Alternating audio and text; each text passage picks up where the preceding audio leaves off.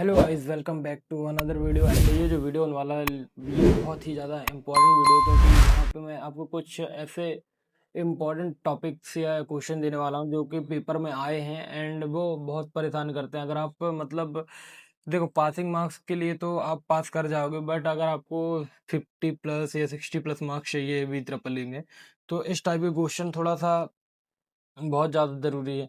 जैसे क्वेश्चन क्या है, 10-11 ही क्वेश्चन है जो मैंने PYQ से उठाए हैं एंड ये मेरे को बहुत मतलब अटपटे से क्वेश्चन लगे। अटपटे इन द सेंस, ये तो एक तो कभी आए नहीं एंड आए हैं तो मतलब बहुत यूनिक टाइप से आए हैं एंड ये सारी चीज़ें बहुत मतलब मैं बता रहा हूँ आपको। सो प्लीज़ इसको कर लेना।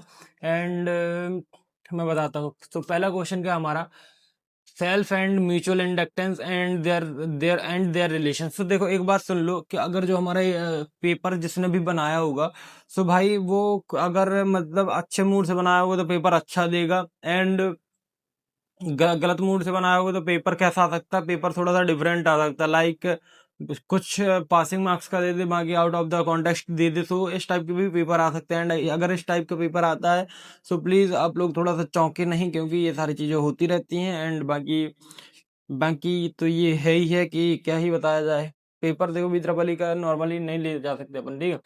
एंड दूसरी चीज, पहला तो अब जो इम्पोर्टेंट क्वेश्चन है मैं स्क्रीनशॉट भी लगा दूंगा, लेकिन मैं पहले आपको बता दूं।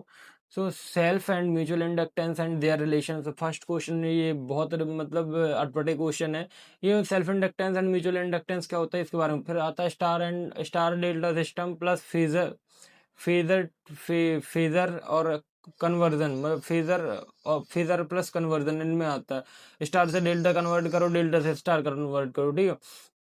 फिर क्वेश्चन नंबर है torque slip characteristic of three phase induction motor. Why three phase induction motor can not operate at static speed, synthetic speed है, ठीक है। तो ये बहुत ज़्यादा इंपॉर्टेंट है। फिर आता है क्वेश्चन नंबर आपका fourth, with the help of input and output characteristic explain operation of VGT in common emitter configuration। तो ये क्वेश्चन पेपर में आए हुए हैं एंड ये मतलब पेपर में फालतू क्वेश्चन आए हुए हैं कि जब मतलब अगर स्टूडेंट, एक तो स्टूडेंट नॉर्मल क्वेश्चन पढ़ के आते हैं, कोई इतने खतरनाक क्वेश्चन पढ़ के जाता ही नहीं है, ठीक है। दैट्स वाई ये चीजें आ जाती है। फिर आता है series circuit, series current, RLC से ZIPF, ये सब में डेरिवेशन निकालना, सो प्लीज ये कर लेना, RLC सर्किट कर लेना।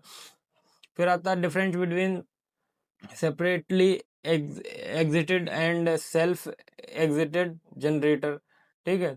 तो ये भी बहुत ज्यादा इंपॉर्टेंट है। एंड फिर नेक्स्ट क्वेश्चन है typical normal typical normal magnetization current of ferromagnetic materials. तो ये भी क्वेश्चन है, ऐसे क्वेश्चन। फिर आता है explain output characteristic of NPN transistor operator in CE configuration. फिर आता है explain the meaning of phasor sequence and balance and unbalance supply load. And now next question, how transistor at as switched. तो इस type के question आते हैं and इस type के अगर क्वेश्चन आ जाते हैं पेपर में तो प्लीज आपको दिक्कत हो सकती है। दैट्स वाई ये वीडियो मेरी तरफ से बनाया गया है। तो बाकी अगर हेल्प हो तो प्लीज पढ़िएगा। एंड जिनको भी मतलब अच्छे मार्क्स मतलब लाने की कोशिश कर रहे हैं, जो लोग भी, तो प्लीज इनको अच्छे से पढ़ लीजिएगा एंड ये बहुत ज्यादा हेल्पफुल होंगे, ठीक है।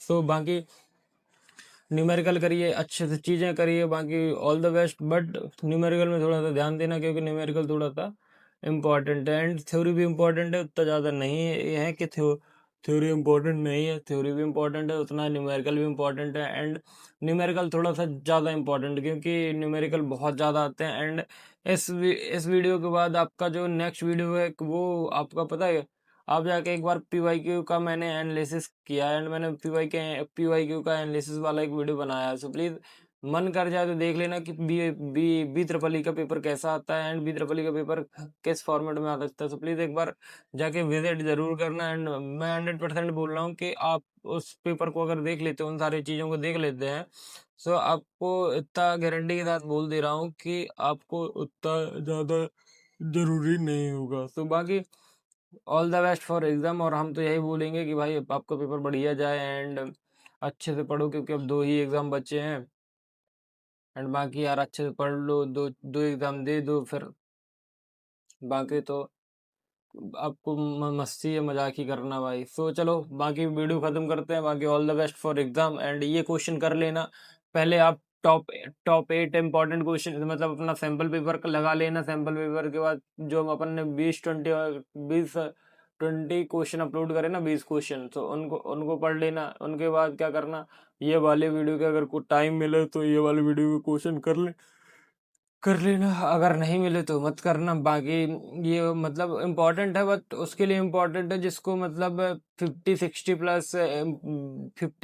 प्लस आंसर या नंबर चाहिए, तो उसके लिए इम्पोर्टेंट है।